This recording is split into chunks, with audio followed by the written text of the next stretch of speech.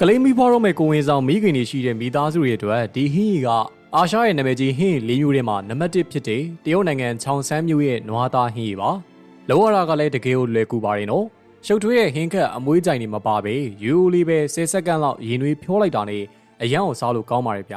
တပိတ်တော်ကို18ကျက်တည်းရှိတဲ့လက်ဆက်တဲ့နွားသားကိုစီတစုံနဲ့တမောင်းနေပြီးတော့ဇလုံးလုံးထဲမှာနန်းပြီးຫນွေကျက်သွန်းစားအနေငယ်ကြက်သားမုံနဲ့ပဲငံမြိုင်အကြီးတို့ထည့်ပြီးတော့အရသာအသစ်တွေထပ်ထည့်ပေးရပါမယ်ပြီးရင်တော့ကျက်သွန်းမြူကျော်ထည့်ပေးရပါမယ်ရေစူလာနဲ့နွားသားကို10စက္ကန့်လောက်ရင်သွေးဖြောပြီးတော့အချိန်ကြာရင်အသားမာသွားပါလိမ့်မယ်နောက်ဆုံးအနေနဲ့နွားသားကိုပြုတ်ထားတဲ့ဟင်းရီကိုပကံလုံးထဲကိုဓာတ်ရိုက်လောင်းထည့်လိုက်မယ်ဆိုရင်တော့ရက်ွက်တစ်ခုလုံးမှုေးနေပါလိမ့်မယ်ဟင်းရီကအရသာရှိပြီးတော့အသားလည်းနူးညံ့ပြီးအာဟာရဓာတ်လည်းကျွေဝပါတယ်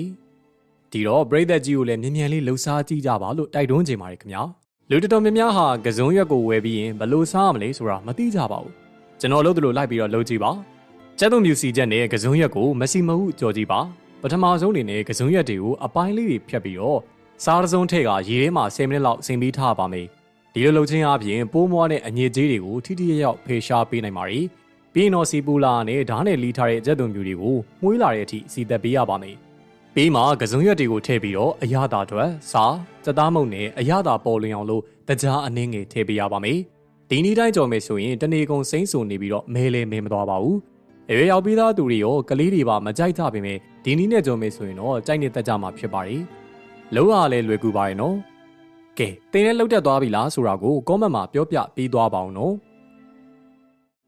်ရှေ့လျှောက်ကြက်သားရင်မုံသားဝယ်လာရင်ငရုတ်သီးနဲ့ကြက်သားရင်မုံကိုတေချာပေါက်လှူစားကြည့်ကြပါလို့အကြံပေးချင်ပါတယ်ခင်ဗျာ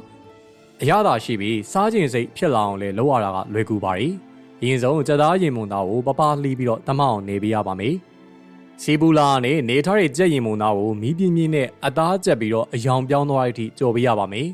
ကြက်ရင်မုံသားကိုပကံထဲမှာခဏဖယ်ထားပြီးတော့မှဓာတ်နဲ့လီးထားတဲ့ကြက်သွန်ဒီဂျင်းနဲ့ကြက်သွန်ပြူတို့ကိုမှုေးလာတဲ့အထိစီသက်ပေးရပါမယ်ပြီးရင်တော့ငရုတ်သီးစိမ်ကြက်သွန်နီနဲ့ကြက်သွန်ပြူထည့်ပြီးတော့မီးပြင်းပြင်းနဲ့ဆက်ပြီးတော့ကြော်ပေးရပါမယ်ကြက်သွန်နီအနက်မှုေးလာတဲ့ခါမှာကြက်ရင်မုံသားကိုထည့်ပြီးတော့ဟင်းခတ်အမွေးကြိုင်ဖြစ်ဟင်းခတ်မုံနဲ့ပဲငံမြားကိုအနှင်းငယ်ထည့်ပေးရပါမယ်နောက်ဆုံးအနေနဲ့မီးပြင်းပြင်းနဲ့တမအောင်ကြော်ပေးရနဲ့ပကံနဲ့ကိုထည့်လို့ရပါပြီဒီလိုလုပ်ထားတဲ့ငရုတ်သီးကြက်ရင်မုံသားကြော်ကအရသာရှိပြီးတော့ထမင်းလည်းမြင်စီပါတယ်ပရိသတ်ကြီးတို့လည်းအချိန်ရရင်ကိုယ်တိုင်လိုက်ပြီးတော့လုပ်ကြည့်ကြပါလို့တိုက်တွန်းချင်ပါတယ်ခင်ဗျာကစုံကိုအရသာရှိအောင်လုပ်နည်းကတော့ကစုံကိုပထမဦးဆုံးအခွန်နွားပြီးတော့ချိုရဲအထိပေါင်းပေးရပါမယ်ပြီးရင်တော့ခရင်နဲ့ခြေပြီးတော့ဂျုံနဲ့နေပေးရပါမယ်မုံသားရလာရင်တော့မုံမုံဆက်ကိုခွက်လေးတွေကိုထည့်ပြီးတော့မုံသားတွေကိုဖိပြီးတော့ခွက်ပုံစံလေးရအောင်လုပ်တင်ပါရီပြီးရင်တော့မီးဖိုထဲမှာ180ဒီဂရီနဲ့10မိနစ်ခန့်ဖုတ်ပေးရပါမယ်နောက်တစ်ဆင့်အနေနဲ့ကလေးမီးဖွားပြီးကစားမိခင်တွေအတွက်ဆိုရင်တော့ကျဲုံနှလုံးတကြားတစုံနဲ့နွားတို့100မီလီလီတာတို့ကိုမှွေတန်နဲ့တမအောင်မှွေပေးရပါမယ်ပြီးရင်တော့ဖုတ်ထားတဲ့မုံသားခွက်လေးတွေကိုကိုးပုံပုံပြီးတော့ထည့်ပေးရပါမယ်နောက်ဆုံးအနေနဲ့လေပူပေးဆက်ထဲမှာ180ဒီဂရီနဲ့မိနစ်20လောက်ဖုတ်ပေးရပါမယ်ဒါဆိုရင်တော့အပြင်က crispy ဖြစ်ပြီးတော့အတွင်းကနူးညံ့တဲ့အရသာရှိလာတဲ့အစားအသောက်ကိုရရှိပါပြီလူကြီးမင်းတို့လည်းစမ်းပြီးတော့လုပ်တင်ပါတယ်နော်ကြက်သွန်ပြူနဲ့ကြော်ထားတဲ့ကြက်ဥဒေဦးထဲမှာကြက်သွန်ပြူနဲ့ပကံလုံးတစ်လုံးကိုပုတ်ပြီးတော့ကြော်လိုက်မယ်ဆိုရင်ကြက်ဥကလုံးဝန်းသွားပါတယ်နော်ဥကာနဲ့ဥနှစ်ကိုခွဲထုတ်ခြင်းလက်ညှိုးကိုကြက်သွန်ပြူရည်နဲ့တို့ပြီးတော့ဥအကာနဲ့ဥနှစ်ကိုခွဲလိုက်မယ်ဆိုရင်တော့လုံးဝပြီးတော့မကွဲတဲ့ဥနှစ်ကိုရရှိပါလိမ့်မယ်ကြက်ဥကိုဇပွဲပေါ်တင်ခြင်းစားအုပ်ဇပွဲပေါ်ဖြူလိုက်ပြီးတော့ကြက်ဥတစ်လုံးကိုတင်လိုက်မယ်ဆိုရင်တော့ကျဲဥကမြင်းမြဲနေနိုင်ပါတယ်။ဒါဟာပုတ်တိုက်အားရဲ့သဘာဝတရားပဲဖြစ်ပါတယ်။ဘီယာပလင်းတွေကအရည်တွေထွက်လာခြင်းဖန်ခွက်တစ်ခွက်ကိုဘီယာပလင်းနဲ့ပုတ်ပြီးတော့အပေါ်အသားရာလေးတွန်းလိုက်မယ်ဆိုရင်တော့ဘီယာကအပြင်ကိုထွက်လာပါတယ်။လေးဘီယာသဘောတရားအာလူးကိုပိုက်နဲ့အပေါက်ဖောက်ဖို့ခက်ခဲပါတယ်။ဒါမဲ့ပိုက်ရဲ့ထိတ်ကိုလက်ညှိုးနဲ့ပိတ်ပြီးတော့မြန်မြန်ထိုးလိုက်မယ်ဆိုရင်တော့အာလူးကိုအလွယ်တကူဖောက်နိုင်ပါတယ်။ဒါကလေးဘီယာရဲ့သဘောတရားပဲဖြစ်ပါတယ်။စက်ကူခောက်ဒိုးပြန်စက်ကူကိုကျူဘက်ပုံစံညှက်ပြီးတော့ဒုံချောင်းတစ်ခုမှချိတ်ပါပြီးတော့မီးမြီထားတဲ့ဖျောင်းနိုင်ကိုအောက်မှာထားလိုက်မယ်ဆိုရင်တော့စက်ကူကနဂါးတကောင်လိုမျိုးလင်းနေပါလိမ့်မယ်မော်တော်ယာဉ်လေပတ်ပုံနီးပညာတခဲရဲ့အနုလက္ခဏာဘက်ကိုတန်လိုက်နဲ့တွဲပြီးတော့အပေါင်းလက္ခဏာဘက်ကိုဂျင်းနီကျိုးနဲ့တွဲလိုက်မယ်ဆိုရင်တော့ဂျင်းနီကျိုးကလင်းမြန်စွာလေပတ်နေပါလိမ့်မယ်ဒါက electronic ကားဘိန်းတွေရဲ့လေပတ်ပုံရဲ့နီးပညာပဲဖြစ်ပါတယ်ကျဲဥကျော်လုံးနီးပကံလုံးထဲမှာရှာလကာရီထည့်ပြီးတော့ကျဲဥကိုတညစိန်ထားလိုက်မယ်ဆိုရင်တော့နောက်တနေ့မနက်မှာကျဲဥကပျော်ပြောင်းပြီးတော့တောက်ပတဲ့ပလဲလိုဖြစ်နေပါလိမ့်မယ်